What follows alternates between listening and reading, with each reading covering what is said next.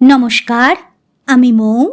আজ আমি আপনাদের যে গল্পটি পাঠ করে শোনাব সেটি বিমল করের লেখা একটি খুব মজার গল্প, চার তাস।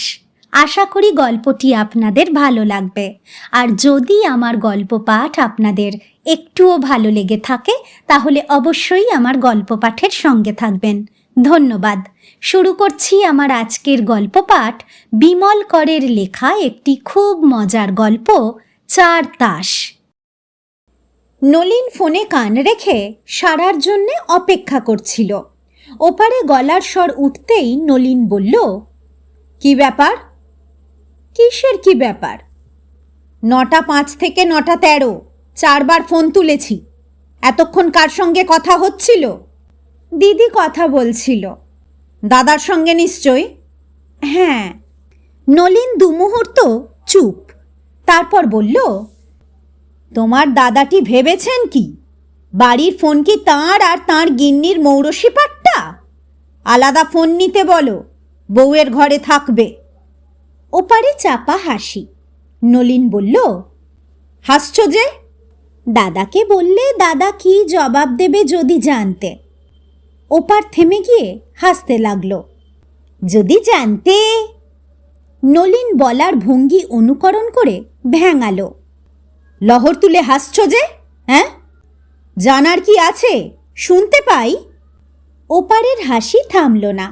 স্টেশনের কাছে গাড়ি পৌঁছে গেলে গতি এবং শব্দটা যেমন মন্থর ও মৃদু হয়ে আসতে থাকে, সেই রকম হাসিটাও ঈষৎ কমে আসতে লাগলো। তারই ফাঁকে ফাঁকে কথা। ওপার বলল, দাদা বলবে তুমি আলাদা একটা ফোন তোমার বউয়ের ঘরে রাখো। বাড়ির ফোন তোমারও মৌরসি পাট্টা নয়। নলিন থমকে গেল যেন। তারপরই বলল, মানে? খুবই সহজ। এরকম কথা বলার কোনো রাইট পুলিনের নেই। আমি দিনে কবার বাড়িতে আমার বউয়ের সঙ্গে ফোনে গল্প করছি? সে হরদম করছে। যখনই ফোন তুলি দেখি লাইন নেই। তারই উচিত তার বউয়ের ঘরে একটা প্রাইভেট লাইন নেওয়া। তা তুমি বা হরদম ফোন তোলো কেন? তুলি না। না তুললে কেমন করে জানলে দাদা দিদিতে গল্প হচ্ছে? নলিন এবার একটু যেন থতমত খেয়ে গেল। সামলে নিল অবশ্য। বলল, বোঝাই যায়, দেখতেই তো পাচ্ছি। বেলা 8টা, 8:15 চেম্বারে এসেছি, একটাও পেশেন্ট নেই। টেবিলে পা তুলে বউয়ের সঙ্গে গল্প করছে। পেশেন্ট নেই কেন? থাকলে কেউ 7 সকালে পেশেন্ট ফেলে বউয়ের সঙ্গে গল্প করে? ও, তোমারও বুঝি পেশেন্ট নেই? নলিন একেবারে বোবা। মাথা ফেরাতেই চোখে পড়ল তার ডেন্টিস্ট চেয়ারটা শূন্য। জানলা দিয়ে একমাত্র যা রোদই ঘরে এ যাবৎ এসেছে, এসে দিব্যি সেই চেয়ারে বসে আছে। নলিন হেসে ফেলল। তারপর গলার সুর পাল্টে ডাকল, ফুলটুসি। শুনেছি, বলো। আমার ঘরে একজন পেশেন্ট আছে। ওপারে বুঝি বিস্ময় এবং সামান্য বিব্রত হবার শব্দ এলো। নলিন বলল, পেশেন্ট বেশ শান্তশিষ্ট, কিন্তু তার দাঁত নেই। ওপার অস্পষ্ট করে বলল, বুড়ো? এখনো হয়নি, হতে হতে দুপুর ফুরোবে। ইয়ার কি মারা হচ্ছে না? তোমার সঙ্গে দাঁড়িয়ে আড্ডা মারার সময় আমার এখন নেই, অনেক কাজ। কি জন্যে ডাকছিলে বলো? কি করছো? স্নান করতে যাব। স্নান করে মার সঙ্গে। সর্বনাশ, এই শীতে এখন স্নান? তোমার না চোখ ফুলে ব্যথা হয়েছে? পুলিন সকালে কি বলল? বলল কিছু না। কিছু না? না। নলিন দুমুহূর্ত ভাবল, তারপর বলল, তোমার দিদিকে বলো আমার বউয়ের চোখ নিয়ে যদি পুলিন ছেলে খেলা করে তবে আমি তার বউয়ের দাঁত নিয়ে এসা হেলাফেলা করব। ওপার আবার যেন জোরে হেসে উঠল। সেই হাসির মধ্যে কি হলো নলিন দেখতে পেল না। দেখতে না পেয়ে জোরে জোরে বলল, অত হাসির কিছু নেই। আমি পুলিনের বউয়ের ভাঙা দাঁতটা সেপটিক করিয়ে দেব, টিট ফর ট্যাট। তাই নাকি? দিয়েই দেখো কত মুরদ বুঝবো। নলিন প্রায় চমকে গেল। এ যেন অন্য গলা, ফুলটুসির নয়, তার দিদির। পাশেই ছিল নিশ্চয়। সঙ্গে সঙ্গে নলিন গলার স্বর পাল্টে নিল। আরে তুমি যমুনা পুলিনে? তা সারা রাত করো কি? সকালবেলাতেও গল্প থামে না? চেম্বারে এসে সাত সকালে কর্তা ফোন করছে আর গিন্নি ফোন ধরে দাঁড়িয়ে আছে। ওদিকে চেম্বারে পেশেন্ট বসে। মিত্তির বংশে এরকম একটা স্ত্রৈণ আর জন্মায়নি, একেবারে ভেরুয়া। কে কে আবার? তোমার হাজব্যান্ড গো, শ্রীমৎ স্বামী। তাই নাকি? লোকে তো বলে আমার দেওর। আজ্ঞে না মেম সাহেব, দেওর অন্য জিনিস। জানি, তার আবার পুজোয় মন নেই, নৈবেদ্যিতেই চোখ। নলিন বুঝতে পারল না, থেমে গেল। অথচ কানে শুনছিল খুব একটা রগরদার হাসি হচ্ছে ওপাশে। দু বোনেই হাসছে। নলিন অপ্রস্তুত হয়ে সামান্য চুপ করে থেকে শেষে বলল, মানেটা বুঝলাম না। বুঝে নাও। মেয়েলি ছড়া মানেই অসভ্য কিছু। ওরে কি আমার সভ্য পুরুষ! আমি বুঝতে পারছি, তোমার পাল্লায় পড়েই পুলিনটা অসভ্য হয়ে গেছে। তাও ভালো, তা ও না হয় অসভ্যই হয়েছে, আর তুমি যে এদিকে কীর্তি করে রেখেছ। কি মশাই, আমার বোনটার সভ্য সমাজে বের হবার পথ এত তাড়াতাড়ি বন্ধ করে দিলে? ওপাশে কেমন একটা এই যা মাগো অসভ্য ইত্যাদি ভাঙা বেখাপ্পা অনুচ্চস্বর কথাবার্তা, সলজ্জ হাসি শোনা গেল এবং বোঝা গেল মুখ চাপা দেবার চেষ্টা হচ্ছে। নলিন পরমুহূর্তেই সব বুঝতে পারল। ঈষৎ শিহরিত ও লজ্জিত হয়ে নিতান্ত ভালো ছেলের মতন নলিন আমতা আমতা করে বলল, তুমি তুমি একেবারে ভালগার। যাগ্গে, দয়া করে কথাটা গেজেট করে দিও না। যা পেট পাতলা মানুষ, বুঝলে? প্লিজ, কৃতজ্ঞতার একটা পুরস্কার আছে। আমি তোমার আর পুলিনের জন্যে কম করিনি। বড় ভাইকে পুলিন কি, হ্যাঁ দাদা বলো? দরকারে মানুষ বাবা বলে, যাক সে পরে হবে। দরকারে মানুষ বাবা বলে, যাক সে পরে হবে। তুমি কিন্তু এখন কোনো কিছু ফাঁস করবে না, মাইন্ড দ্যাট। আমার হাতেও অস্ত্র আছে। হ্যাঁ। নলিন হেসে ফেলল। এরা এই রকমই, পুলিন, নলিন এবং তাদের বউ। লোকে বলে তাসের প্যাকেট, অর্থাৎ তারা বোঝাতে চায় তাসের যেমন চার বাহার, দুই কালো দুই লাল নয়তো তাসই হয় না। এরাও তেমনি, কাউকে বাদ দেবার উপায় নেই। পুলিন এবং নলিনের একটা চলতি নাম আছে এ শহরে বাঙালিদের মধ্যে। পুলিনকে বলা হয় চক্ষু আর নলিনকে দন্ত। পুলিন চোখের ডাক্তার বলেই তাকে ঠাট্টা করে যে চক্ষু বলা হয়, এ কথা পুলিনও জানে। আর নলিনও জানে সে দাঁতের ডাক্তার বলে তাকে দন্ত বলা হয়। এ ব্যাপারে তাদের বিন্দুমাত্র রাগ নেই। রাগ করে লাভ কি? যারা বলে তারা হয় ঠাট্টা করে বলে, না হয় আদর করে তামাশা করে। ওদের মধ্যে কেউ হয়তো পুলিন নলিনের আবাল্য বন্ধু, কেউ হয়তো তাদের বাবার বন্ধু, রীতিমতো গুরুজন ব্যক্তি, যাদের কাউকে পুলিনরা হয়তো বলে জ্যাঠামশাই, কাউকে কাকাবাবু। অবশ্য এই ঠাট্টার ডাকটুকু সর্বদার নয়, সকলের কাছেও নয়। মুখোমুখি দেখা হলে পুলিন নলিন কদাচিৎ কোনো বন্ধু হয়তো বলল, এই যে চক্ষু, দন্ত, যাচ্ছিস কোথায়? পুলিনরা এ শহরে 3 পুরুষ বসবাস করছে।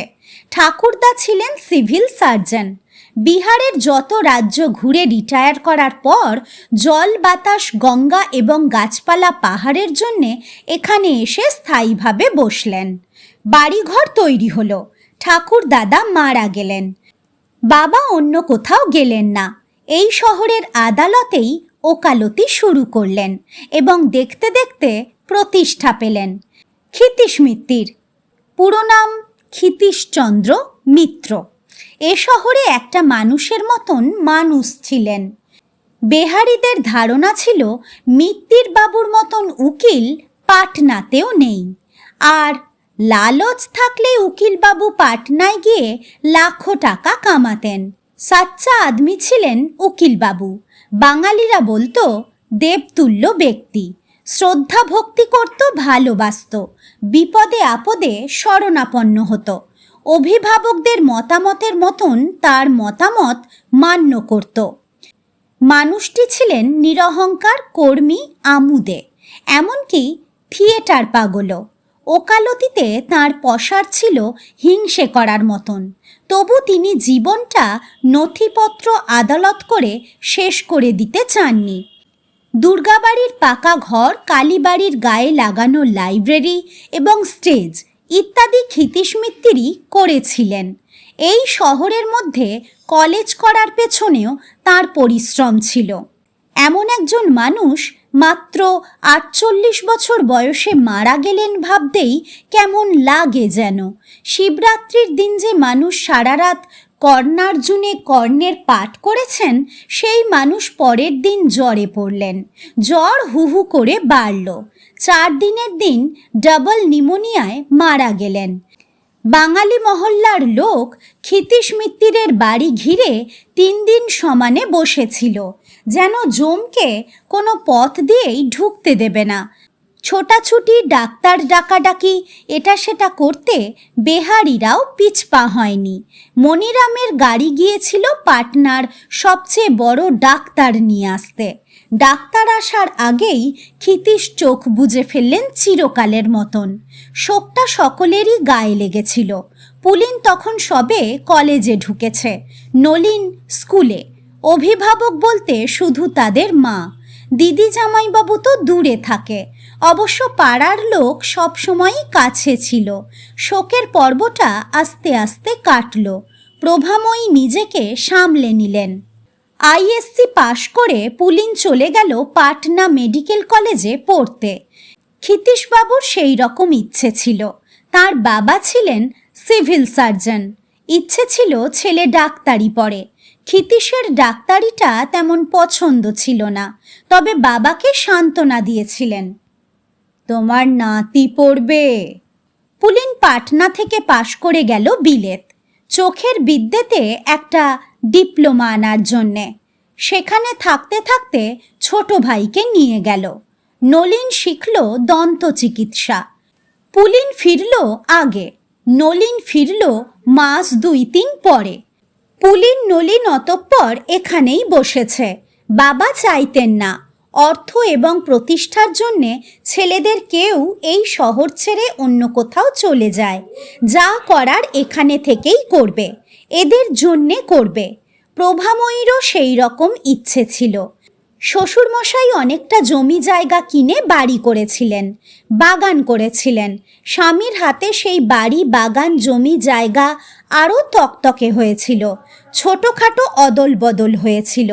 দীর্ঘকাল থাকতে থাকতে এই বাড়ি আর এই জায়গার ওপর যে মায়া জন্মেছিল, সেটা পুরুষানুক্রমে মমতা এবং দুর্বলতা। শ্বশুর ও স্বামী যে ভিটেতে বসবাস করেছেন, শেষ নিঃশ্বাস ফেলেছেন, তা ত্যাগ করে যাওয়ার চিন্তা প্রভাময়ী করতে পারতেন না। পুলিন নলিনও তা চায়নি। তাদের সংসারে অসচ্ছলতা কোথাও ছিল না, বরং ঠাকুরদা এবং বাবা যা রেখে গেছেন তা যথেষ্ট। ভদ্রভাবে জীবন কাটাবার পক্ষে অপ্রতুল নয়। তাছাড়া পুলিন এবং নলিন এই শহরেই বসবে, এ তারা বরাবরই স্থির করেই রেখেছিল। জন্মালো এখানে, মানুষ হলো, লেখাপড়া শিখলো, ঘর বাড়ি থাকলো এখানে। আর তারা যাবে পাটনা কি ভাগলপুরে প্র্যাকটিস শুরু করতে? দূর, তা কি হয়? পুলিন ভালো করেই জানতো সে একেবারে সাধারণ ছেলে। তার এমন কোনো মেধা নেই যে বাইরে গিয়ে চেম্বার খুললেই রাতারাতি সে পসার জমিয়ে ফেলবে। বিলেত থেকে একটা ডিগ্রি, ডিপ্লোমা আজকাল কে আর না আনছে। ওটা কিছুটা শখ, কিছুটা ফালতু। তার চেয়ে এই শহরে চোখের ডাক্তার নেই। চেম্বার খুললে এখানেই খুলবে। বাবা যা চাইতেন, মা যা চায়। নলিনেরও মনোভাব সেই রকম। দাঁতের ডাক্তারও তো নেই এখানে, অথচ দাঁতের গোড়া কার না ফুলছে। এইখানেই সে প্র্যাকটিস করবে। কম্পিটিটর নেই। পুলিন বিলেত থেকে ফিরে এসে সদর বাজারের কাছাকাছি ওদেরই এক ভাড়া দেওয়া বাড়ি মেরামত করালো, বাহারি করলো। ওপরতলায় খানচারেক ফালি ফালি ঘর থাকলো, সেটা হলো ক্লিনিক। নিচের তলায় দুই ভাইয়ের চেম্বার, আলাদা আলাদা। একটা আই স্পেশালিস্ট ডাক্তার পি সেনের, অন্যটা ডেন্টাল সার্জন ডাক্তার এস সেনের। পুলিন আর নলিন একেবারে পিঠোপিঠি ভাই, বছর দেড়েকের ছোট বড়। মাথার ওপর ছিল দিদি, তার বিয়ে হয়েছে মুঙ্গেরে। ভগ্নিপতি কলেজে কেমিস্ট্রির প্রফেসর, আসা যাওয়া আছে। অতি রসিক মানুষ। পুলিন নলিনের বিয়েতে ভদ্রলোকের কিছুটা কারসাজি ছিল। ওদের বিয়ের গল্পটা প্রসঙ্গত কোনো সময়ে আসবে। আপাতত এইটুকু মাত্র জানা দরকার। পুলিনের স্ত্রী মানসী এবং নলিনের স্ত্রী সরসী, সহোদর বোন। পুলিন নলিনের মতনই পিঠোপিঠি। চারজনের সম্পর্কটা তাই আরও কৌতুকপ্রদ হয়ে উঠেছে। পুলিন অনেক সময় ছোট ভাইয়ের স্ত্রীকে শালি সম্পর্কে ঠাট্টা করে এবং নলিনও প্রত্যুত্তরে পুলিনের বউকে বড় শালির প্রাপ্য খোঁচাটুকু মারতে ছাড়ে না। বিয়ে হয়েছে বছর পুরতে চলল, অথচ দুই ভাই এমন সব কীর্তি করে যাতে মনে হয় এরা সদ্য বিবাহিত। যেমন আজ সকালে ফোন নিয়ে করল। এই রকম নিত্যই হয়। চেম্বারে এসে রুগী না থাকলেই যে যার বউকে ফোনে ডেকে গল্প করতে চাইবে। মুশকিল এই, চেম্বারে পুলিনের নিজের ফোন আছে, নলিনেরও আছে, অথচ বাড়িতে মাত্র একটা ফোন। পুলিন মানসী বাক্যালাপ চলতে থাকলে নলিন লাইন পায় না। নলিন সরসী বাক্যালাপ চলতে থাকলে পুলিন হাঁ করে বসে থাকে এবং দুজনেই দুজনের আক্কেল দেখে বোধহয় অবাক হয়ে যায়। 12টার পর পুলিন গায়ের কোটটা কাঁধে ঝুলিয়ে শীষ দিতে দিতে নলিনের চেম্বারে এসে ঢুকল। ছিপছিপে চেহারা পুলিনের, গায়ের রং ফর্সা, মুখ লম্বা ধরনের, সোজা শক্ত নাক, চোখ দুটো চকচকে, মাথার চুল কোঁকড়ানো। বাবার মুখের আদল পেয়েছে বড় ছেলে। ঘরে ঢুকে পুলিন বলল, কই রে, তাড়াতাড়ি নে, খিদে যা পেয়েছে। তোর সিগারেটের প্যাকেটটা কই? পুলিন নলিনের টেবিল হাতড়ে সিগারেট খুঁজতে লাগলো। সামান্য আগে নলিনের এক রুগী বিদায় নিয়েছে।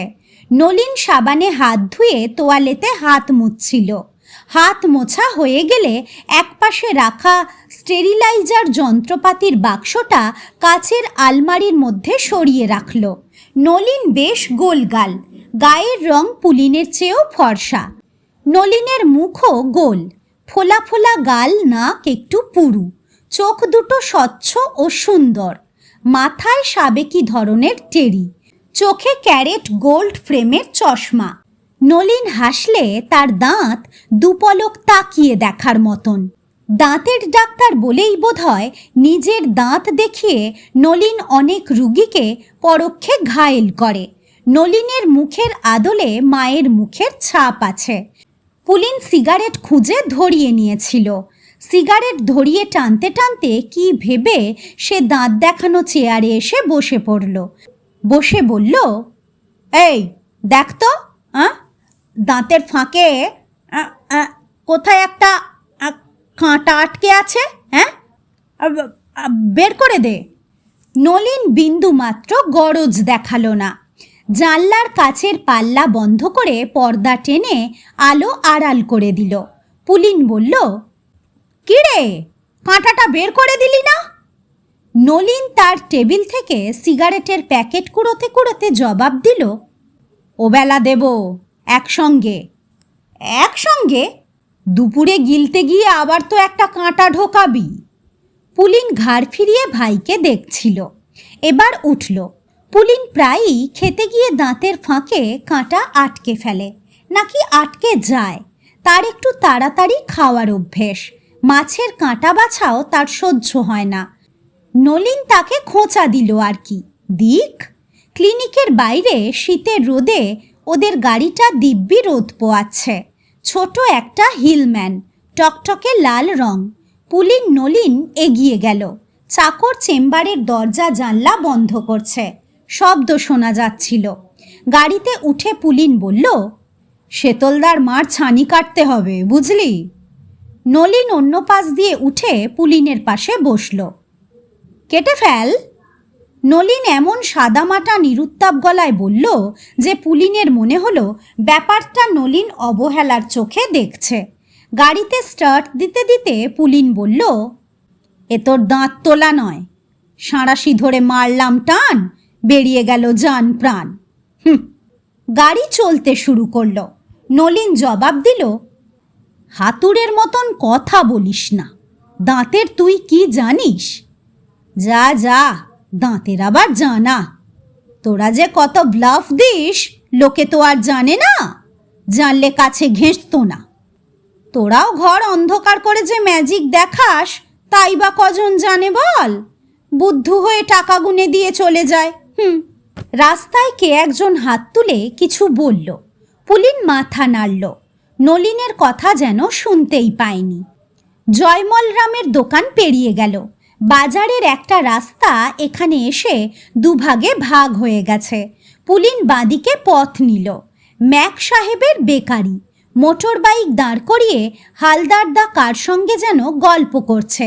পুলিন নলিনকে দেখে হাসল, ওরাও প্রত্যুত্তরে হাসি মুখ করল। তারপরই গণেশ হালুইকরের মিষ্টির দোকান পড়ল ডান পাশে। পুলিন গাড়ি দাঁড় করালো, বলল, দই নিয়ে আসবি? শীতকালে দই খেতে নেই। দইয়ের কথা বলছিল, কি যেন বলল আরও একটা মনে পড়ছে না। আমায় কিছু বলেনি, মানসী আমায় বলেছে। নলিন অগত্যা হাত বাড়িয়ে গাড়ির দরজা খুলল। টাকা দে। তুই নিয়ে আয়। বেশ আছিস। পুলিন হাসল, বলল, গাড়ির তেল কিনতে হবে, আমার কাছে তেলের টাকাটা আছে। সকালে কিছু ইনকাম হয়নি তোর? দূর, প্রথমে এলো সেই ফেরিওয়ালা বুড়োটা, তারপর এলো শেতলদা, টাকা দিতে চেয়েছিল, ও কি আর নেওয়া যায়? নলিন দুমুহূর্ত বড় ভাইকে দেখে গাড়ির খোলা দরজা দিয়ে নেমে পড়ল। দুপা এগুতেই শুনল পুলিন সিগারেট সিগারেট করে চেঁচাচ্ছে। নলিনের হাসি পেল। তাদের দুই ভাইয়ের পক্ষে এখানে চেম্বার খুলে বসা বোকামি হয়েছে। অর্ধেক লোকের কাছে তারা টাকা নিতে পারে না। এত সব চেনাশোনা, কেউ দাদা, কেউ কাকা মামা, কেউ আসে বাচ্চা ছেলে মেয়েকে দেখাতে, কেউ মা পিসিকে নিয়ে, কেউ বা নিজের জন্যেই আসে। এদের বেশিরভাগই 2-5 টাকা দিতে চায়। স্বেচ্ছায় পুলিন নলিন নিতে পারে না, নিতে লজ্জা করে। এভাবে কতদিন প্র্যাকটিস চলবে? নিতান্ত বাপ ঠাকুরদার পয়সা ছিল তাই চলছে, নয়তো মুশকিলে পড়তে হতো। অবশ্য নলিন ভাবল, তারা এখন একেবারে নতুন, পুরনো হলে ফ্রি রুগী কমে যাবে, আশপাশ থেকে দেদার রুগী আসবে। দই কিনে নলিন দেখল টাটকা বালুশাই তৈরি হয়েছে। ফুলটুসি বালুশাই খেতে খুব ভালোবাসে। নলিন বালুশাই কিনল। হালুইকরের দোকান থেকে বেরিয়ে এসে গেল পানের দোকানে, সিগারেট কিনল। গাড়িতে ফিরে আসার সময় নলিন হিসেব করে দেখল তার সকালের রোজগার শেষ হয়ে 2 টাকা গাঁটগচ্চা গেছে। মন্দ নয়। গাড়িতে এসে বসে দরজা বন্ধ করল নলিন। পুলিন শুধল, ওটা কি আনলি? বালুশাই। পুলিন হেসে বলল, সরসী বলেছিল, হ্যাঁ? বলে গাড়িতে স্টার্ট দিল আবার। না, তোর মতন আমার চেম্বারে বসে বসে বউয়ের অর্ডার নিতে হয় না। গাড়ি চলছে। পুলিন ভাইকে দেখল মুখ ফিরিয়ে, হাসছিল, শীষ দিল একবার, তারপর মুখ গম্ভীর করে বেসুরোভাবে গাইতে লাগল, যৌবন সরসী নীরে। নলিন গম্ভীর হয়ে বলল, বাড়িতে তোর শোবার ঘরে আরও একটা লাইন করিয়ে নে ফোনের, এরকম আর চলবে না, ফেড আপ হয়ে গিয়েছি। জবাবে পুলিন বলল, তুই বরং একটা করিয়ে নে, আমার তো লজ্জাই করে। নলিন পুলিনের মুখের দিকে তাকালো। বাজে কথা বলিস না, আমি দেখেছি যখনই ফোন করতে গেছি বাড়িতে তুই মানসীর সঙ্গে গল্প করছিস। আমি তো দেখেছি ঠিক উল্টো, তুই ষড়শীর সঙ্গে গল্প করছিস। লায়ার। পুলিন হাসতে লাগলো। সামান্য দূরে পেট্রোল পাম্প, পেট্রোল নিতে হবে গাড়িতে। পুলিন রাস্তার ধার ঘেঁষে পেট্রোল পাম্পের দিকে এগুতে লাগলো। দুপুরের খাওয়াটা সাবেকি ধরনের। দুই ভাই খেতে বসে একসঙ্গে, বউরা বসে না, কাছে থাকে। মাই সব দেখাশোনা করেন, বউরা ফরমাস খাটে। রাত্রে অবশ্য মা থাকেন না। দুই ভাই এবং দুই বউ টেবিল ঘিরে বসে ঘণ্টাখানেক ধরে খায়। খাওয়ার চেয়ে গল্পগুজবই বেশি করে। হাসি ঠাট্টার পাট সহজে মিটতে চায় না। পুলিন নলিন খেতে বসেছে, মা সামনে, মানসী এবং ষড়শী হাত কয়েক দূরে দাঁড়িয়ে আছে। প্রভা শুধলেন, কই মাছটা কেমন খাচ্ছিস? হ্যাঁ, নটু কোত্থেকে জোগাড় করে এনেছে? পুলিন বলল, কে রেঁধেছে? ছোট বৌমা। মন্দ না। পুলিন সামান্য মুখ তুলে একবার ভাই এবং পরে ষড়শীকে দেখে নিল। গম্ভীর হয়ে বলল, শীতের কই এমনিতেই খেতে ভালো লাগে, তা কই মাছ রাঁধে দিদি। কার দিদি? নলিন সঙ্গে সঙ্গে মুখ তুলল। পুলিন সামান্য অপ্রস্তুত। কার দিদি মানে? আমাদের দিদি। ও। নলিন ঘাড় নাড়ালো বার কয়েক, বলল, আমি ভেবেছিলাম তুই ষড়শীর দিদির কথা বলছিস। সামান্য তফাতে দাঁড়িয়ে ষড়শী ও মানসী চোখ চাওয়াচাওয়ি করল, হাসি চাপল। পুলিন অল্পের জন্যে দমে গেলেও তড়িতে সামলে নিল, বলল, তোর ভাবাভাবি ওই রকমই, বুদ্ধি বলে জিনিসটা তো কোনো কালে হলো না, নিরেট।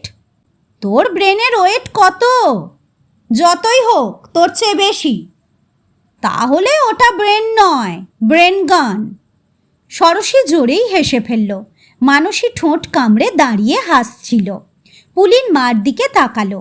প্রভা বুঝুন না বুঝুন হাসছিলেন। এটা নিত্যদিনের ঘটনা।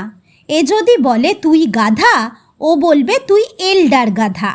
মা, তোমার ডেন্টাল সার্জেনকে বলো দাঁতের পাটি সবসময় চোখের তলায় থাকে। পুলিন বলল, ভগবানই মেরে রেখেছেন, আমার হাত নেই।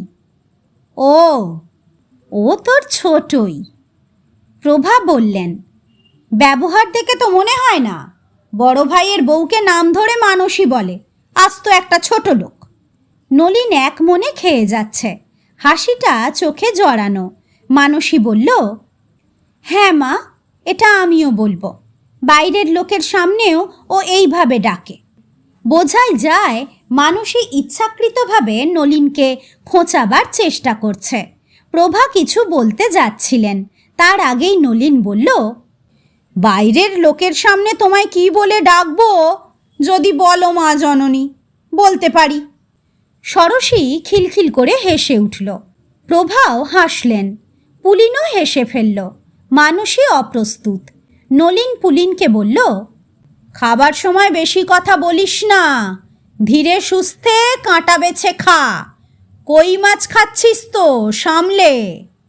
মানসী তার অপ্রস্তুত ভাবটা কাটিয়ে উঠেছিল। নলিনকে চোখের ইশারায় কি যেন বুঝিয়ে শাসালো। নলিন সঙ্গে সঙ্গে অন্যরকম মুখ করে চোখে চোখে বলল, খবরদার। প্রভা বললেন, পরশু সকালে বেআই মশাই আসছেন, শুনেছিস? পুলিন এবং নলিন দুজনে মার মুখের দিকে তাকালো। তারা শোনেনি, শোনার অবসর হয়নি। চেম্বার থেকে ফিরে সোজা স্নান করতে গেছে। স্নান সেরে খেতে এসেছে। ইতিমধ্যে মানসী অথবা ষড়শীর সঙ্গে তাদের দেখা হয়েছে বুঝি একবার, কিন্তু খবরটা তখনও পাওয়া যায়নি। হঠাৎ পুলিন শুধল, যাবেন গয়া, যাবার পথে এখান থেকে ঘুরে যাবেন। গয়া কেন? কার পিণ্ডি? না মানে কে থাকে গয়ায়? মেসোমশাই। মানসী বলল, মেসোমশাই অনেক দিন ভুগছেন অসুখে, দেখতে যাবে বাবা। পুলিন বলল, রাত জেগে ঠান্ডা লাগিয়ে আসছেন কেন? মুঙ্গের থেকে দিনের বেলায় গাড়ি পাওয়া যায়। জবাব দিল ষোড়শী, বাবা রাত্রিরের গাড়ি পছন্দ করে। পুলিন জল খেল, ঢেকুর তুলল, বলল, একলাই আসছেন নাকি? একাই, মানসী জবাব দিল। ন্যাচারালি, তোপের মুখে বসে কেই বা আসতে চাইবে? নলিন গম্ভীর মুখে বলল। ষোড়শী মানসী ভ্রুকুটি করে কিছু বলবার আগেই নলিন উঠে পড়ল, পুলিনও। বিকেলে আবার চেম্বার। শীতের বেলা, 5টাতেই অন্ধকার হয়ে যায় বলে পুলিন নলিন 4টে নাগাতি চলে আসে চেম্বারে। সকালের চেয়ে বিকালের দিকটাতেই লোকজন বেশি, মানে 10-20 জন নয়, হরে দরে 4-5টা রুগী। কোনো দিন ফাঁকাও যায়। পৌষ মাস, শীতটাও বেশ পড়েছে। 7টা নাগাদ নলিন তার কাজকর্ম শেষ করে পুলিনের চেম্বারে ঢুকল। পুলিন টেবিলে পা তুলে দিয়ে জার্নালের পাতা উল্টাচ্ছিল। নলিন বলল, তোর হলো? আর আসবে কেউ? হাতের কাজ রেখে পুলিন বলল, না, 7টা বাজলো, চল উঠি। বলে পুলিন তার হাতের কাছের জিনিসগুলো গুছোতে লাগলো। গুছোতে বলল, চন্দ্রবাবু তার ভাগ্নিকে এনেছিল, বুঝলি? গ্লুকোমা বলে মনে হচ্ছে, সিরিয়াস কিছু নয়, তবু এ বয়সে জেনারেলি গ্লুকোমা হওয়ার কথা নয়। সারিয়ে ফেল, সেরে যাবে, ওষুধ দিয়েছি। আজ আমার একটা সাংঘাতিক এক্সপিরিয়েন্স হয়েছে। নলিন তার সেই অভিজ্ঞতা স্মরণ করে বিভীষিকা দর্শনের ভঙ্গি করল। একটা কাবলিওয়ালা এসেছিল। কাবলি? পুলিন এমনভাবে বলল যেন কাবলিওয়ালাদের দাঁতে রোগ হয় এ তার জানা ছিল না। নলিন ভাইয়ের দিকে তাকালো। বাহ, কাবলিদের কি দাঁত থাকে না? হয়েছিল কি ওর? দাঁত তুলতে হলো। কটা? একটাই তুললাম। একটা দাঁত তুলতে ঝাড়া 1 ঘন্টা। ব্যাটা কিছুতেই পুরো মুখ খুলবে না প্রথমে। ভুলিয়ে ভালিয়ে হাঁ করালাম তো, মুখের মধ্যে কিছু ঢোকাতে দেবে না। তাতেও বাঘ মানালাম তো, মাড়িতে ইঞ্জেকশন করার আগেই গল করে ঘামতে লাগলো। ওই চেহারা, ভয়ে কাঠ। তারপর ব্যাটার কি কান্না। দাঁত তুললি? দিলাম তুলে। বললাম এটা তুলে দিলেই আর একটা গজাবে। নলিন হাসতে লাগলো। অদ্ভুত, বুঝলি? নতুন দাঁত গজাবে শুনে ব্যাটা কাবলি কাবু হয়ে গেল। ভাবলো আসলটা যাক, সুদ আসবে। বাপস, যা ট্রাবল দিয়েছে। ক টাকা নিলি? 10। বি কেয়ারফুল, ওই কাবলি আর কদিন পরেই তোর চেম্বারে এসে লাঠি ঠুকবে। হামারা দাঁত কাহা, দাঁত দো। নলিন গলা ছেড়ে হেসে উঠল। বাড়ি ফিরতে দেরি হয়ে গেল সামান্য। শীতটাও আজ গায়ে লাগছে। বিকেল থেকেই কনকনে ভাবটা বোঝা যাচ্ছিল।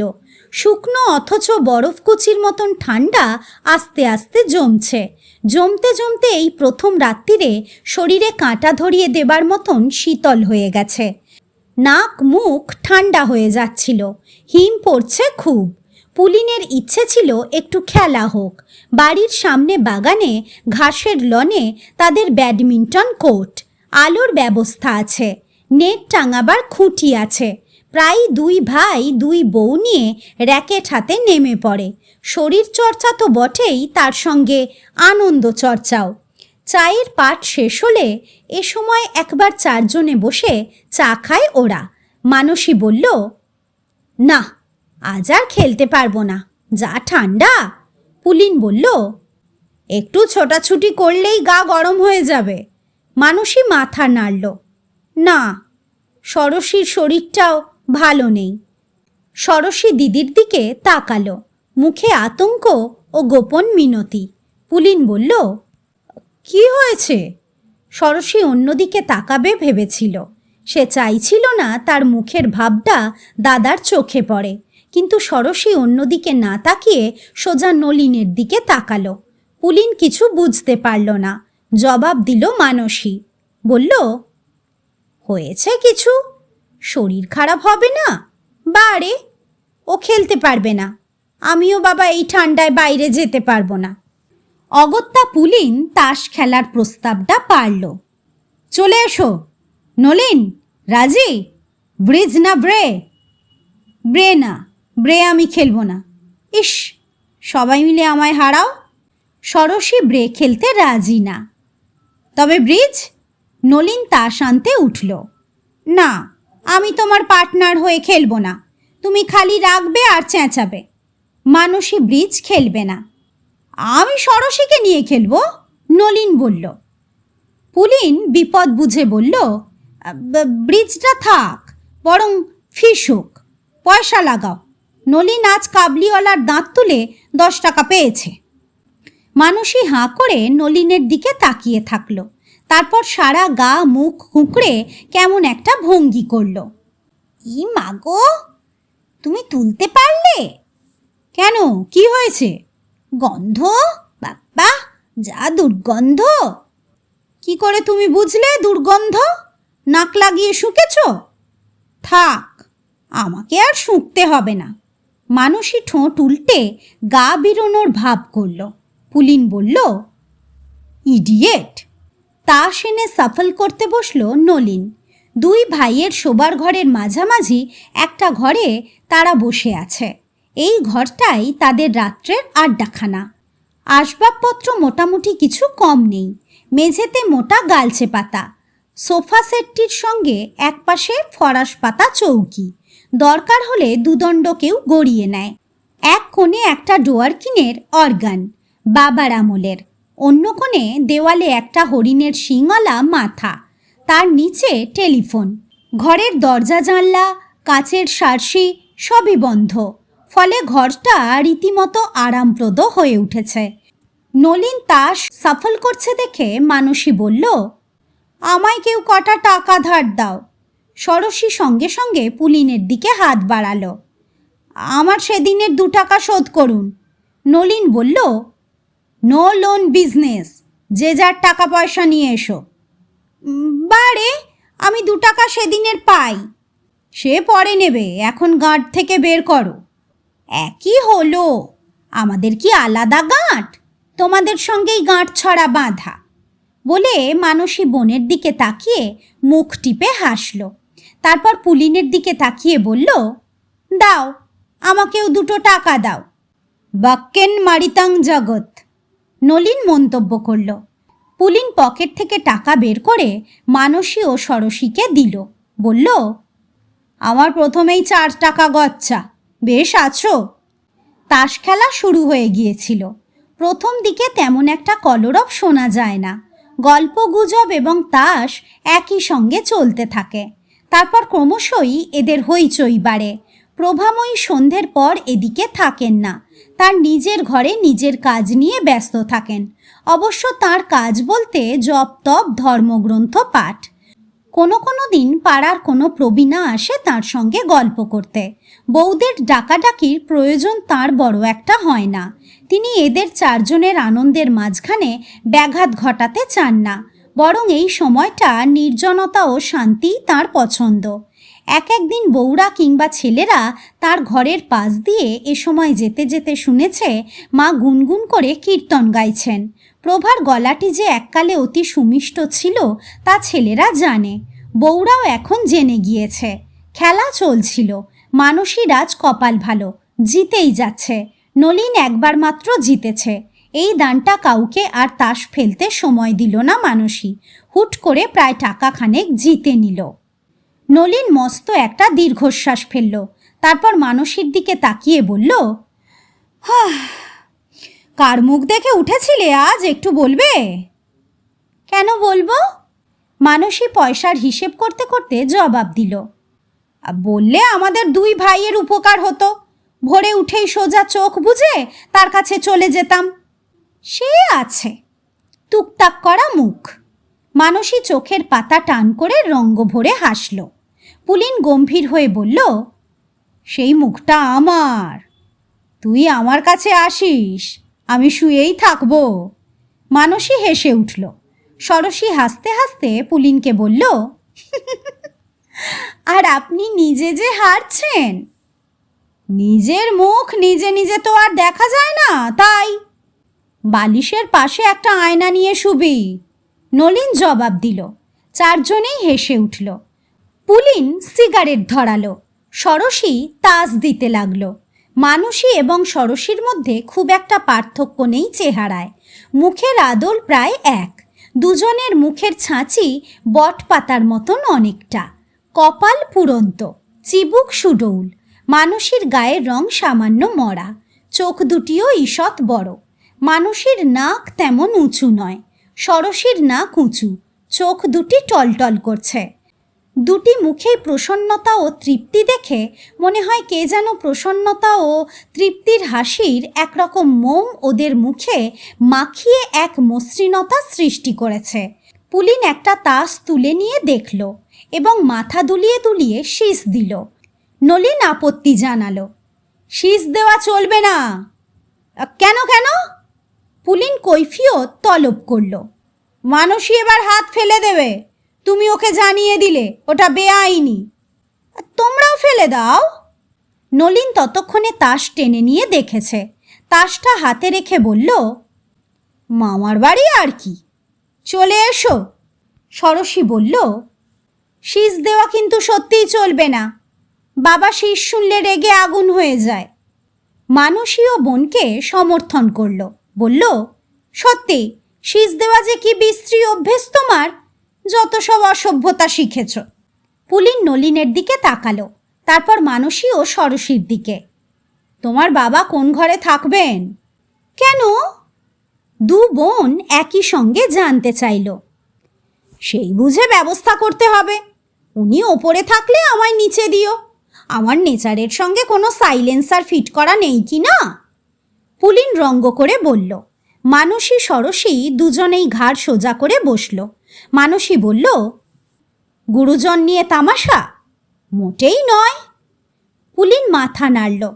আমরা হইচই চেঁচামেচি করে শীষ ফিস দিয়েই বাড়িতে থাকি, দুম করে স্বভাব পাল্টাবো কি করে? পাল্টাবে, মানসী আদেশ জারি করার মতন করে বলল। পাল্টালে মরে যাচ্ছে না কেউ। না, মোটেই না। বলতে বলতে নলিন হাতের তাস ফেলে দিল। পুলিন ভেবেছিল দানটা জিতবে, নলিন মেরে দিল। অনেকগুলো পয়সা। দীর্ঘশ্বাস ফেলল পুলিন। পয়সা বুঝে নিয়ে নলিন তাসগুলো ষড়শীর দিকে এগিয়ে দিল। সিগারেট ধরালো আরাম করে। তারপর মানসীর দিকে তাকিয়ে বলল, তুমি পাল্টানোর কথা বলছিলে, পুলিন বলছিল পারবে না। ওকে একবার মনে করিয়ে দাও না, বিয়ের কোণে পাল্টে যাওয়ায় ওর কোনো আফসোস হয়েছে কি না। পুলিন ঠিক এই ধরনের একটা জবাব আশা করেনি।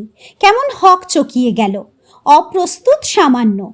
তারপর কয়েকবার যা যা করল। ষড়শী এবং মানসী দুজনেই হাসতে লাগল।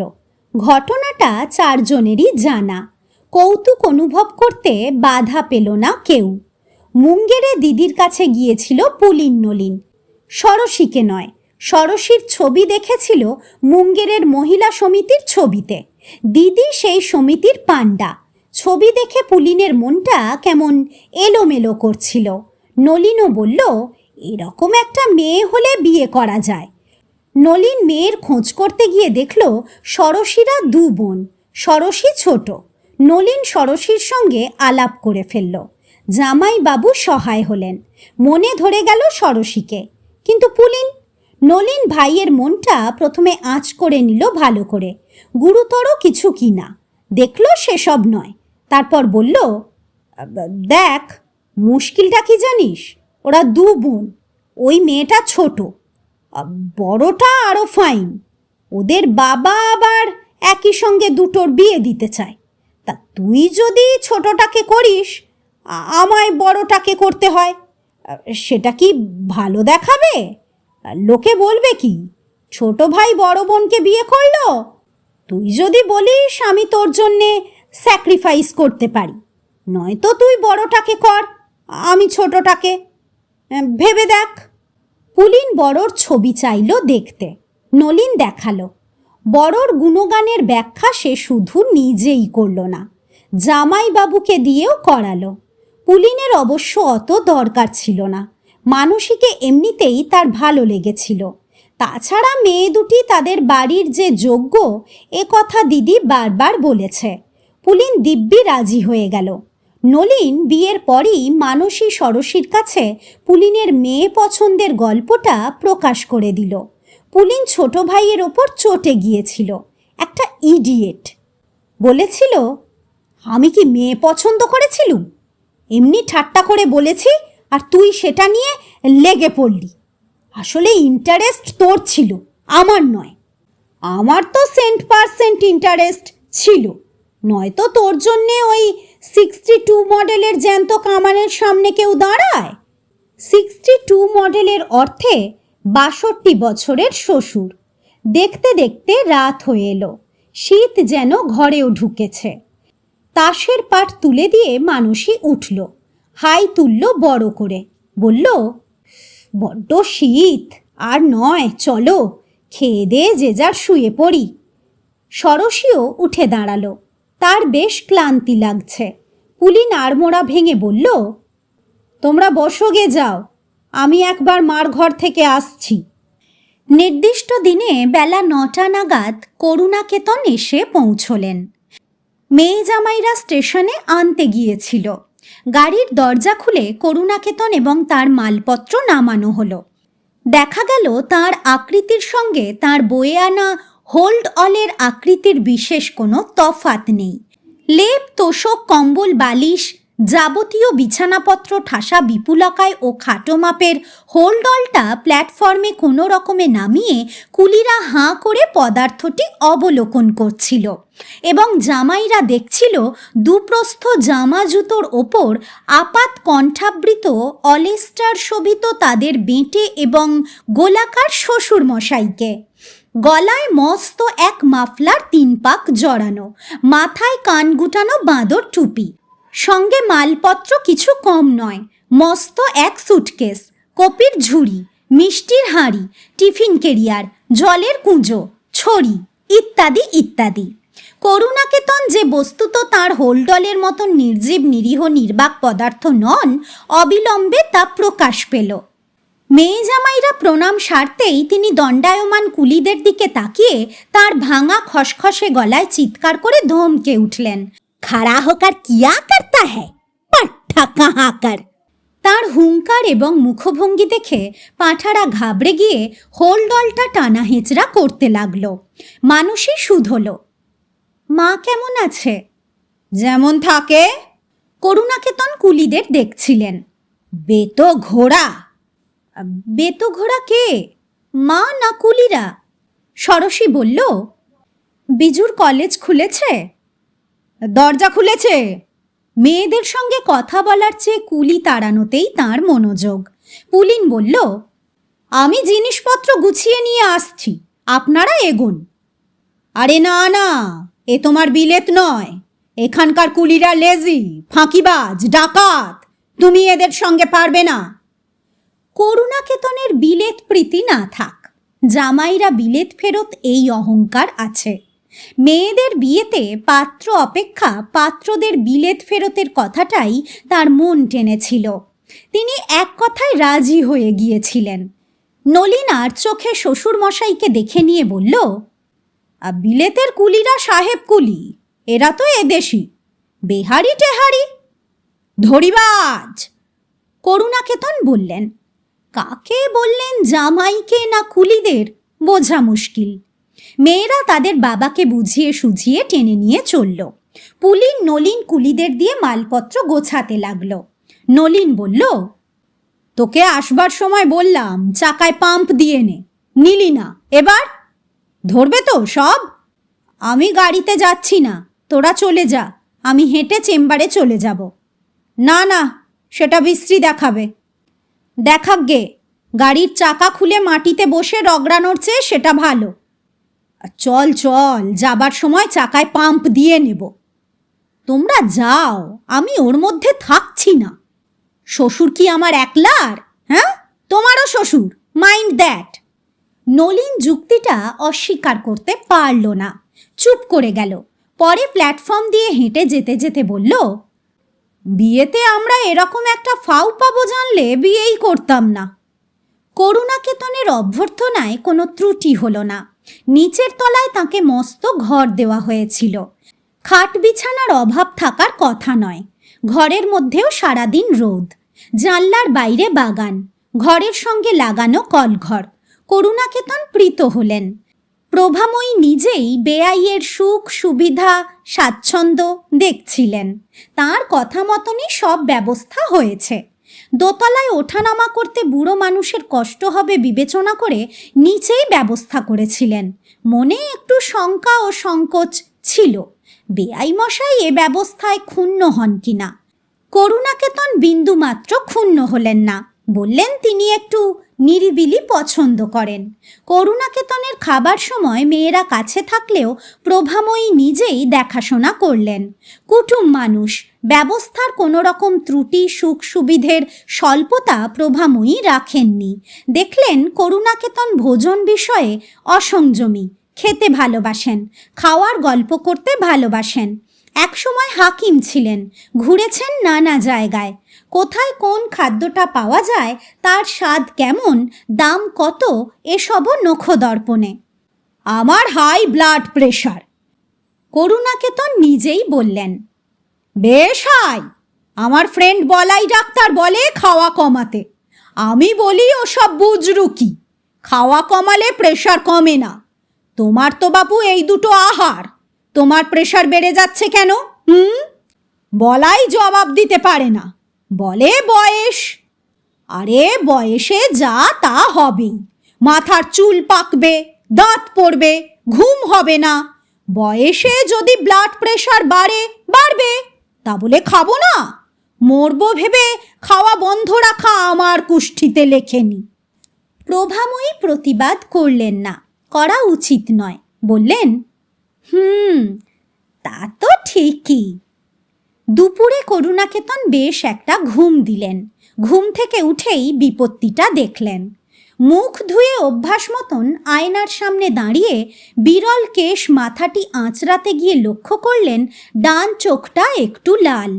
চোখে জল দেবার সময় সামান্য জ্বালা জ্বালা করছিল, অতটা খেয়াল করেননি। ঘুমের জন্য চোখটা লাল হতে পারে। দু চোখের জমি বিচার করে যদিও মনটা খুঁত খুঁত করতে লাগলো। করুণাকেতন তখনকার মতন ডান চোখ লাল হওয়াটাকে ঘুমের দরুন হতে পারে ভেবে কাউকে কিছু বললেন না। আধ ঘন্টা খানিকের মধ্যে 10-12 চোখ দেখলেন।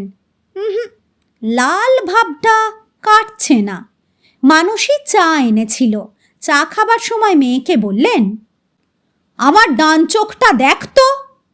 মানুষই চোখ দেখল, বলল, একটু লাল আছে। কেন? কেনর জবাব কি দিতে পারে মানুষই? বলল, কি জানি, চোখে কিছু পড়েছিল হয়তো। কোথায় কি পড়েছে মানুষের জানার কথা নয়। তবু আমতা আমতা করে বলল, ট্রেনে এসেছ, ধুলোবালি পড়েছে হয়তো। জ্বালা করছে, করুণাকেতন বললেন, এবং ডান চোখটা একটু ছোট করে তাকিয়ে থাকলেন। ষড়শী এলো। ষড়শী আসতেই করুণাকেতন ছোট মেয়েকে দিয়ে আর একবার চোখ দেখালেন। লাল হয়েছে, ষড়শী বলল। টকটকে লাল? না, অতটা টকটকে নয়, তবে লালই। কেন? ষড়শী দিদির দিকে তাকালো। মানুষই কোনো সঙ্গত জবাব ইশারায় বলে দিতে পারল না। অগত্যা ষড়শী বলল, ঠান্ডা লেগেছে হয়তো, রাত্রের গাড়িতে এসেছো। কেমন করে লাগলো? করুণাকেতন বেশ দুশ্চিন্তায় পড়লেন এবং ডান চোখ বন্ধ করে থাকলেন কিছুক্ষণ। খুললেন, আবার বন্ধ করলেন। এই রকম চলতে লাগলো। মানুষই বলল, তুমি ভেবো না, ওরা চেম্বারে চলে গেছে, ফিরে এসে দেখবে। করুণাকেতন অসন্তুষ্ট হয়ে বললেন, যাবার সময় এখান থেকে ঘুরে যাওয়া যেত না? মেয়েরা মুখ নিচু করে থাকলো। সন্ধে থেকে করুণাকেতন রীতিমতো অধীর হয়ে চেঁচামেচি শুরু করে দিলেন। ঘন ঘন আয়নায় চোখ দেখছেন, মেয়েদের দিয়ে দেখাচ্ছেন। প্রভাময়ী গোলাপ জল আনিয়ে দিলেন। চোখে জল দিয়ে ঘরের সমস্ত দরজা জানলা বন্ধ করিয়ে সব রকম গরম জামা কাপড় পরে করুণাকেতন বিছানায় শুয়ে থাকলেন। ঘরের বাতিটা পর্যন্ত বদলাতে হলো।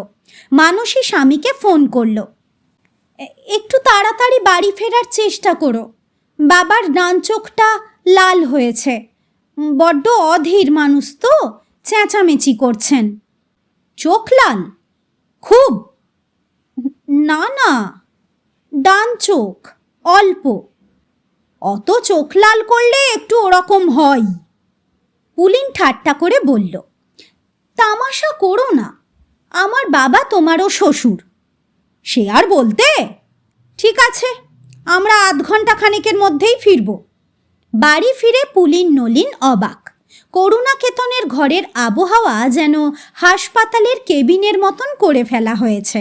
পুলিন চোখ দেখল শ্বশুরের, বলল, ওষুধ দিয়ে দিচ্ছি। কি হয়েছে? করুণাকেতন শুধলেন, তেমন কিছু না, কাশি টাশি হয়েছে আপনার? শীতকালে একটু আধটু কাশি হবে না? না না, জোর কাশি, দমক? না। ঠান্ডা ফান্ডা লাগতে পারে, ওষুধ দিয়ে দিচ্ছি। জ্বালা করছে যে হে, ব্যথা ব্যথা লাগছে। মাইল্ড ইনফেকশন হতে পারে, ওষুধ দিচ্ছি, সেরে যাবে। কি ওষুধ? বিলেতি। পুলিন গম্ভীর হয়ে বলল। ব্যাপারটা অত সহজে মিটল না। পরের দিন সকালে করুণাকেতন নিজের চোখ দেখে মূর্ছা যান আর কি। ডান চোখের লালটা আরও ছড়িয়েছে, একেবারে রক্তের মতন টকটক করছে লাল। জামাই কি ওষুধ দিল? করুণাকেতন হাত পা ছোঁড়া শুরু করলেন। ভয়ে বুক ধক ধক করছে, মাথা ঘুরছে। পুলিন আবার চোখ দেখল, বলল, স্লাইড স্প্রেড করেছে, ওষুধটা দিন, বিকেলে দেখব আবার। মানসী আড়ালে স্বামীকে বলল, বাবার খুব আতুপুতু আছে, একটু কিছু হলেই বাড়ি মাথায় তোলে, তাড়াতাড়ি সারিয়ে দাও বাপু, বদখেয়ালের মানুষ, মুখেরও কিছু ঠিক নেই, কখন কি বলে ফেলবে আমি লজ্জায় পড়ব। পুলিন হেসে বলল, সিরিয়াস কিছু না, কত কারণেই চোখ লাল হয়, তোমাদের মুখ যেমন লাল হয়। মানসী মুখভঙ্গি করে স্বামীকে ঠেলে দিল। করুণাকেতন বিকেল থেকে আর আত্মসংবরণ করতে পারলেন না। থেকেই করুণ কণ্ঠে নিজের দৃষ্টিহীনতার সম্ভাবনার কথা ঘোষণা করতে লাগলেন। মাথা চাপড়ানো শুরু হলো। ডান চোখের ওপর একটা মস্ত রুমাল চাপা দিয়ে স্বাগত ভাষণে জানাতে লাগলেন যে তিনি ইহজীবনের মতন একটি চক্ষু হারালেন। মেয়েরা এবং প্রভাময়ী যথাসাধ্য সান্ত্বনা দিয়েও করুণাকেতনকে সংযত রাখতে পারছিল না। পুলিনরা বাড়ি ফিরলে মানসী সরসী বলল, বুড়ো মানুষকে এত কষ্ট দেওয়া কেন? কিরকম যেন আনচান করছেন, যা হয় করো একটা কিছু। প্রভা বললেন, ওর কষ্ট হচ্ছে, গাল মুখও ব্যথা ব্যথা বলছেন।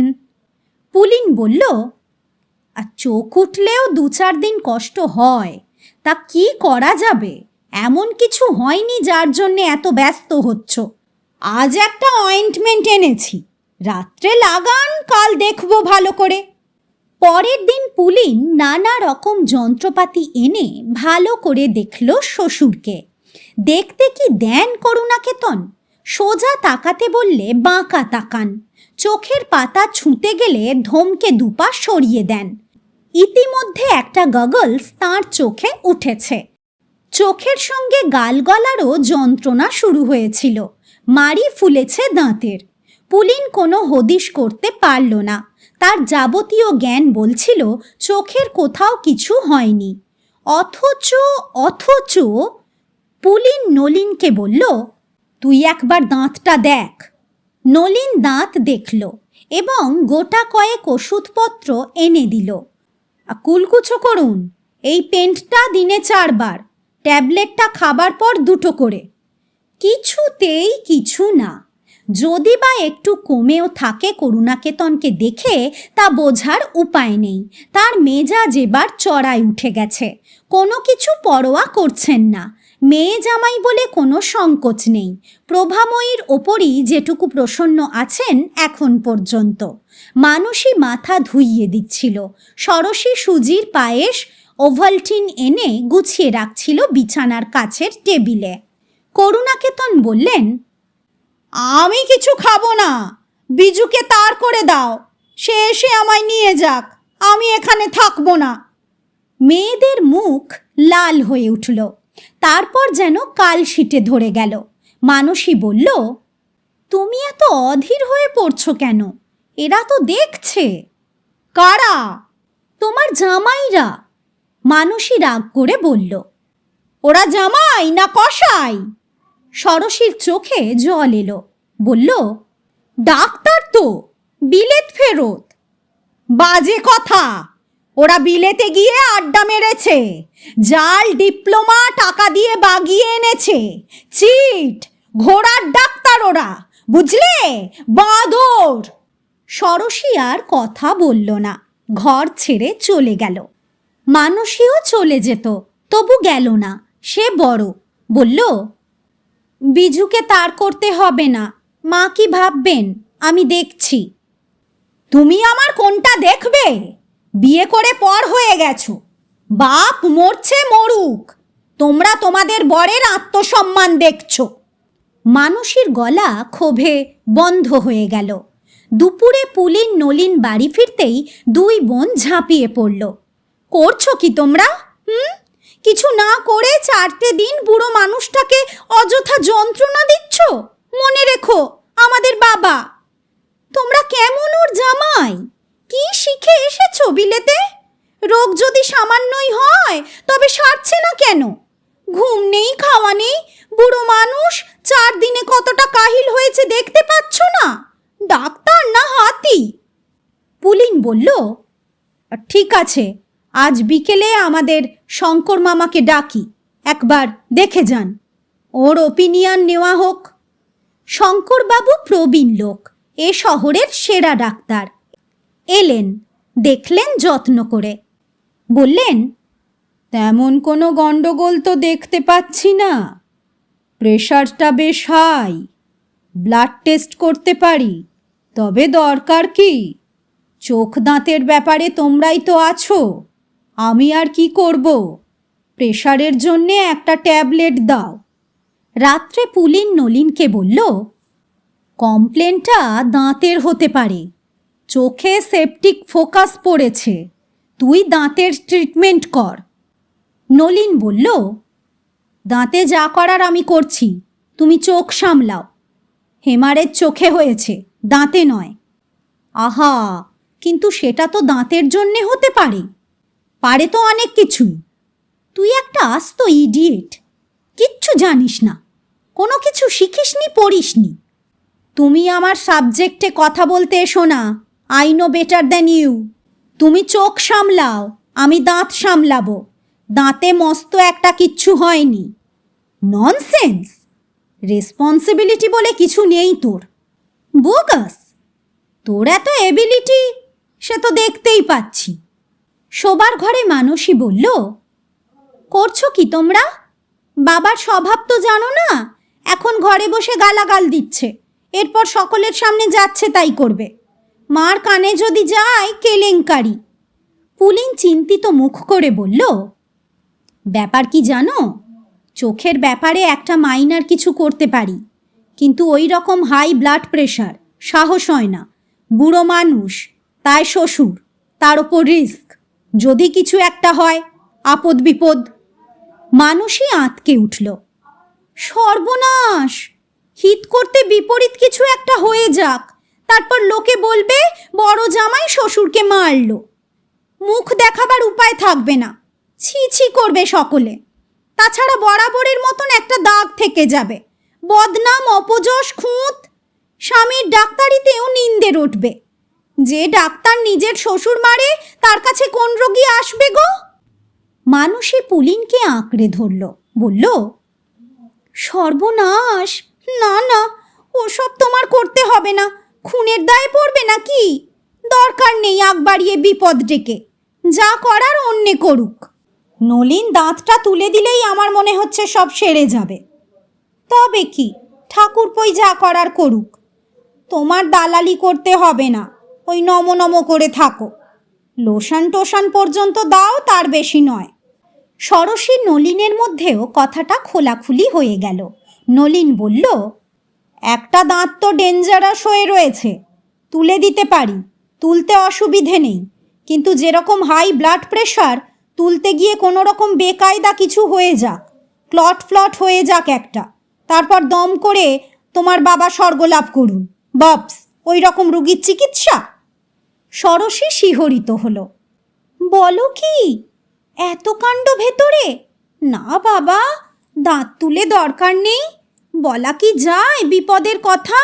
এক করতে আরেক হবে, তখন লোকে বলবে ছোট জামাই শ্বশুরকে মারল। বরাবরের বদনাম, মা ভাইয়ের কাছে মুখ দেখানো যাবে না কোনো কালে। কেন বাবা, দরকার কিসের? আমার পা বাড়িয়ে গর্তে পড়ে এসব জিনিস থেকে সরে থাকা ভালো। সংসার বড় মুখ বাঁকা, একবার বেঁকলে সারা জীবন তার মুখ সোজা হয় না। ষড়শী স্বামীর হাত আঁকড়ে ধরল, বলল, আমার মাথার দিব্যি, তুমি ও কাজ করতে যেও না, মানুষ মারার দায়ে পড়বে, তাও আবার শ্বশুর। বদনাম নিন্দে, মা গো, ভাবতেও পারি না, রুগীও জুটবে না আর কপালে। কাজ কি তোমার ফাঁসির দড়িতে হাত দিয়ে? আপনারটা সামলে থাকো। নলিন বলল, আমি কি অত বোকা? পুলিন যা করার করুক, চোখ নিয়েই তো গন্ডগোল শুরু, দাঁতের কথা কার বা খেয়াল হবে? ষড়শী বলল, সেই ভালো, দাদা যা পাপ করবে, তুমি গা আলগা দিয়ে থাকো। অতঃপর কয়েকটা দিন মানসী পুলিনকে ও ষড়শী নলিনকে আগলে আগলে রাখল। কারোরই ইচ্ছে নয় তার স্বামী এমন একটা মারাত্মক কাজে হাত দেয়। ওদের ভয় ছিল বাবা যেরকম বেপরোয়া হয়ে হইচই চেঁচামেচি গালমন্দ শুরু করেছেন, তাতে স্বামীরা না অসহ্য হয়ে সত্যি সত্যি একটা কিছু করতে বসে। মানসী পুলিনকে আড়ালে বারবার বলতো, খবরদার। ষড়শী নলিনকে বলতো, মাথা গরম করে দাঁত তুলতে যেও না। দুই বোন কেউ কাউকে বুঝতে দিত না, আড়ালে তার স্বামীদের কেমন করে সামলাচ্ছে, বরং বিরক্তিই দেখাতো সামনাসামনি। কি যে সব ডাক্তার চাই বুঝি না, হপ্তা কেটে গেল, কোনো কিছু করতে পারলেন না। এর চেয়ে বাবার মুঙ্গেরে ফিরে যাওয়াই ভালো ছিল। বিজুকে সত্যি একটা টেলিগ্রাম করে দিই, কি বলিস? প্রভাময়ী ছেলেদের ওপর ভরসা রাখেননি। পাড়ার প্রবীণা যারা আসতো তাদের কাছে বলতেন সব। তারা নানা রকম টোটকার খবর দিত। অমুকের পাতার রস, তমুকের মাজন, অমুক ঠাকুরের পায়ে ছোঁয়ানো হলুদ ভেজানো কাপড়, তমুক ফল বেটে পুড়িয়ে গরম জলে মিশিয়ে কুলকুচো, ইত্যাদি ইত্যাদি। প্রভাময়ী সেই টোটকা যা যা সংগ্রহ করতে পারছিলেন, করুণাকেতনকে লুকিয়ে লুকিয়ে ব্যবহার করাচ্ছিলেন। করুণাকেতনও করছিলেন। বিজুকে টেলিগ্রাম করা হলো মুঙ্গেরে। করুণাকেতনের চোখে সর্বদা গগলস। সারাটা দিন ছটফট করতে করতে আর চেঁচামেচি করে করে শরীর কাহিল হয়েছে, গলা বসে গেছে। ঘরের দরজা জানলা বন্ধ থাকায় আলো বাতাস আসতে পায় না, বাতাসে বন্ধ গন্ধ ধরে গেছে। অবশেষে একদিন কেমন করে কি যেন হয়ে গেল। করুণাকেতন সকালবেলা ঘুম থেকে উঠে চোখে গগলস এঁটে কলঘরে মুখ ধুতে গেলেন। মুখে জল দিতে গিয়ে দেখলেন মুখে স্বাদ লাগছে। কুলকুচো করতে কোনো কষ্ট হলো না, মাড়ি বা দাঁতের গোড়ায় ব্যথাও নেই। গাল গলা টিপলেন নিজে নিজেই, ব্যথা লাগলো না। এতদিন ভয়ে গগলস জোড়া খুলতেনই না। মুখে চোখে জল দিতে হলে ডান চোখটা বন্ধ করে রাখতেন। সাহস করে আজ গগলস খুলে ভয়ে ভয়ে ডান চোখের পাতা খুলে আয়নায় চোখ দেখলেন। বিশ্বাস হলো না। আবার দেখলেন ভালো করে। সর্বাঙ্গে বুঝি আনন্দের তড়িৎ খেলে গেল। ঘরে এসে মেয়েদের ডাকাডাকি শুরু হলো। মানসী ছুটে এলো, ষড়শী এলো, প্রভাময়ীও এলেন সামান্য পরে। ঘরের দরজা জানলা করুণাকেতন নিজের হাতেই মহানন্দে খুলে দিচ্ছিলেন। বিকট শব্দ হচ্ছিল। একদিন ঘরে আলো বাতাস ঢোকেনি। সকালের আলো, রোদ ও বাতাসে বাসি ঘর যেন ধোয়া মোছা হতে লাগলো।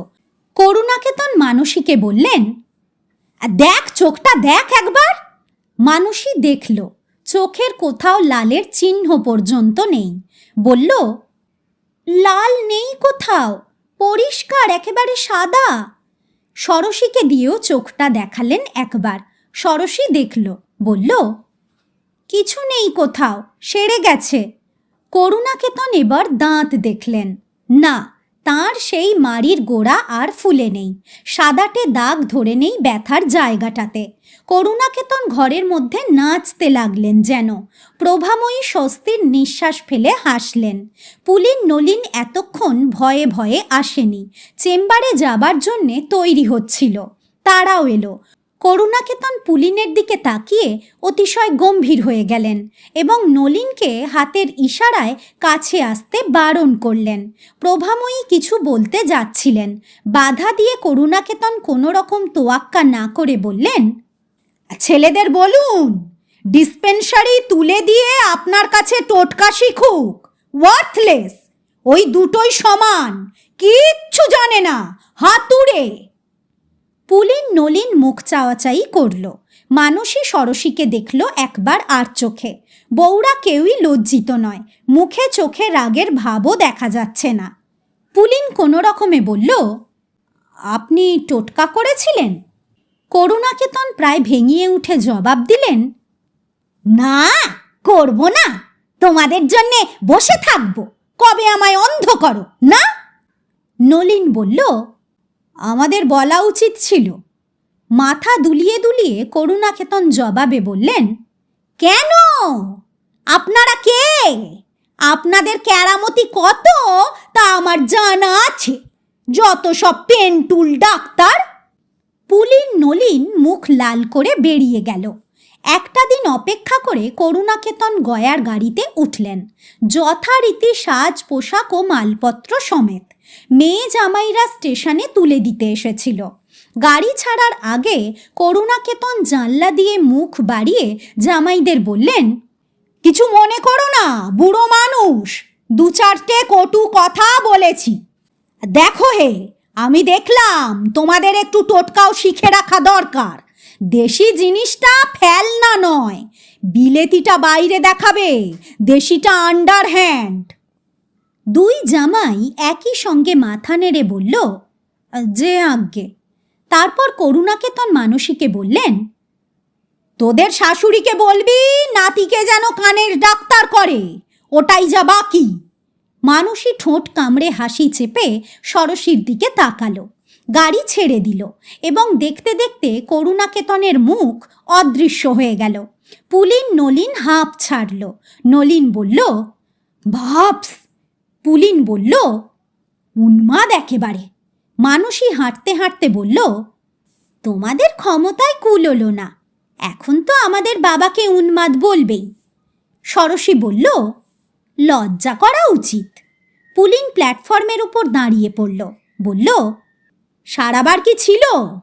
A simple case of conjunctivitis, নিজের থেকেই সেরে যেত, বরং দাঁতটা। নলিন বাধা দিয়ে বলল, দাঁতে তেমন কিছু হয়নি, ইনফ্যাক্ট গামবাইল হয়ে কোথাও সেপটিক অ্যাবজর্পশন হচ্ছিল, একটু চিরে দিলেই চলতো, এমনিতেও কুলকুচো করলে পেন্ট লাগালেও অনেক সময় সেরে যায়। মানসী ষড়শী হাঁটতে লাগলো, পুলিন নলিনও। মানসী বলল, এখন তো দুজনেই গলা বড় করে বলছো, কিছুই না, এটা সিম্পল, সেটা সিম্পল, তখন এত বিদ্যে কোথায় ছিল? পুলিন নলিনের দিকে তাকিয়ে চোখ টিপে হাসল। তারপর মানসীর দিকে তাকিয়ে বলল, আমার দোষ কি? তুমিই তো বাগড়া দিচ্ছিলে, ভাবছিলে তোমার বুড়ো বাবাকে মেরে আমি কেন দোষের ভাগী হই, মরে মরুক নলিনের হাতে। নলিন বলল, ষড়শীও যা শত্রু পরে পরের তালে ছিল। দুই বোন থমকে দাঁড়িয়ে পড়ল।